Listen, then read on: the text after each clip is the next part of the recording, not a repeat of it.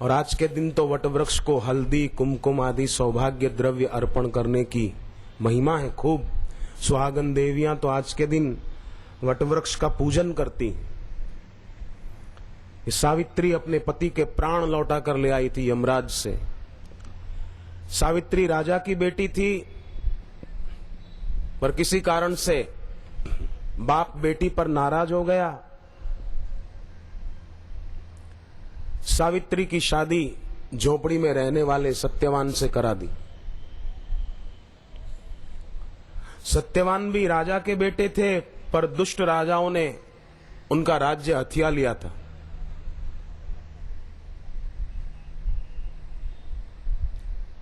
इसलिए झोपड़ी में रहते थे। सावित्री भी पतिव्रता थी। गुरु नारद जी सावित्री के पास आए। सावित्री ने बड़ी श्रद्धा भक्ति से नारद जी से दीक्षा ली है। भगवत प्राप्ति के मार्ग पर आगे चलने का दृढ़ संकल्प किया, गुरु का आशीर्वाद पाकर। और ऐसी साधना की कि गुरु नारद जी ने एक दिन आकर कहा कि बेटी, आज से 1 साल के बाद तेरा पति मर जाएगा। तो बोले, गुरुदेव क्या करूं? तो गुरु ने कहा कि इस ढंग से तू साधन चालू रखना, यमराज तेरे पति के प्राण ले जाएंगे और तू पीछे पीछे मेरी बताई साधना पद्धति से, योग साधना से जाना। और बराबर 1 साल पूरा हुआ। यमदूत आए सावित्री के पति को ले जाने के लिए, पर पतिव्रता सावित्री के तप का और साधना का तेज ऐसा था कि यमदूत आ ही नहीं सकते थे, पास दूर खड़े थे। जो जितना साधन भजन तत्परता से करते हैं ना, उनका उतना आध्यात्मिक प्रभाव बढ़ता जाता है, उनकी ओरा बलवती होती जाती है। जल्दी से उन पर कोई रोग शोक हावी नहीं हो सकेंगे। कोई मैली आत्माएं, कोई मैली शक्तियां उन पर हावी नहीं हो सकेंगी जप तप करने वालों के चारों तरफ। पर जो निंदक हो, पर चर्चा करते हो, पर सेवा कम पर चर्चा ज्यादा करते हो, वो ऐसा कर रहा था, वो ऐसा कर रही थी, उसने ऐसा किया, उसने ऐसा किया। अरे पर चर्चा के लिए तेरे को टाइम क्यों मिल जाता है? भगवान का नाम जप कर। फिर पर चर्चा करने वालों का चेहरा भी विकृत हो जाता है और पर सेवा करने वालों के जीवन में तेज बढ़ता जाता है। मंगल मूर्ति रूप भजन करने वालों का तेज बढ़ता है और पर चर्चा करने वालों का तेज नष्ट होता जाता है। फिर भले दिन की 50 माला करते हो, 150 माला करते हो, पर उनके जीवन में कोई बरकत ही नहीं होती, उनकी आंखों में कोई नूर नहीं होता, उनके चेहरे पर कोई चमक नहीं होती। मुरझाया हुआ फूल होता है ना, सूखा हुआ, ऐसा चेहरा होता है। तो सावित्री गुरु की बताई साधना पद्धति से साधना करती थी। 1 साल पूरा हुआ, यमदूत आए पर सावित्री के पास नहीं आ सकते हैं। यमदूत लौट गए, यमराज खुद आए, मृत्यु के देवता। वो तो ब्रह्मवेता हैं, ब्रह्मवेता का तेज सर्वोपरि होता है, उनके तेज के आगे किसी का तेज नहीं टिकता। ब्रह्मवेता का तेज ऐसा होता है। यमराज ब्रह्मवेता है। कठोपनिषद में कैसा उपदेश दिया है नचिकेता को, सूर्य भगवान के बेटे हैं।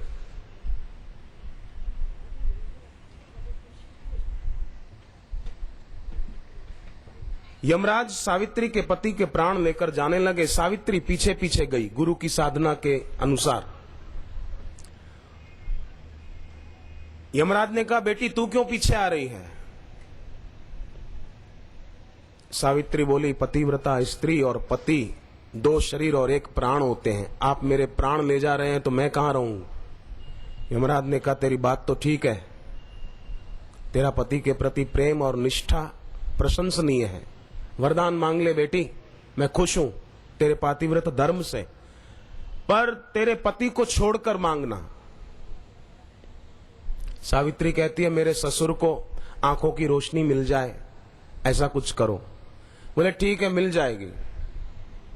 यमराज गए, सावित्री फिर पीछे पीछे। बोले अब क्यों पीछे आ रही है? बोले तो मेरे ससुर का काम हो गया, मेरा काम तो नहीं हुआ ना। मेरे पति को तो आप लेकर जा रहे हो। बोले उनका प्रारब्ध पूरा हो गया बेटी, तेरा नहीं हुआ, तू लौट जा। बोले मैं जाती हूं, पर मुझे एक बात बताओ, इंसान कर्म तो एक शरीर से करता है, वो शरीर मर जाता है, छूट जाता है, मौत आने पर तो उसको जला दिया जाता है। तो जिस शरीर से कर्म किया उसको जला दिया, तो आप सजा किसको देते हो उसके किए हुए कर्मों की, या अच्छे कर्मों का अच्छा फल किसको देते हो? शरीर तो जला दिया, जिस शरीर से कर्म किए वो तो जला दिया। और अगर उसने शरीर से बुरे कर्म किए तो बुरा फल किसको देते हो आप? यमराज बोले वाह बेटी, तेरा सवाल तो बहुत बढ़िया है, तू कहां से सीखी ये सब? उसने कहा मैंने गुरु से दीक्षा ली है, नारद जी महाराज मेरे गुरु हैं, उनका सत्संग मैंने सुना है। यमराज बोले धन्य है बेटी, तूने गुरु के द्वारा दीक्षा ली, शाबाश, मांग ले वरदान, दूसरा क्या मांगती है? पर तेरे पति को छोड़कर। सावित्री कहती है मेरे ससुर का राज्य दुष्ट राजाओं ने छीन लिया है, मेरे पति को उनका राज्य, मेरे ससुर को उनका राज्य फिर से मिल जाए, ऐसा आशीर्वाद दो। बोले जा, मिल जाएगा। और वहां ऐसा योग बना कि मिल गया। कथा लंबी है, मैं कम शब्दों में कह रहा हूं। आज पूनम है इसलिए ये सावित्री की कथा आपके आगे रख रहा हूं। सावित्री फिर पीछे पीछे। बोले अब क्यों पीछे आ रही है? बोले आपने मेरी बात का जवाब तो दिया ही नहीं कि कर्म एक शरीर से करे वो तो जला दिया जाता, तो फल किसको मिलता है? यमराज ने कहा कि स्थूल शरीर तो जल जाता है सावित्री, पर कर्म का कर्ता स्थूल शरीर नहीं है, कर्म का कर्ता सूक्ष्म शरीर है, उसी में वासनाएं होती है। स्थूल शरीर तो जड़ होता है बेटी, उसमें क्या वासना होगी? तो सूक्ष्म शरीर को, स्थूल शरीर छूट जाता है, जला दिया जाता है, सूक्ष्म शरीर को ले जाते हैं।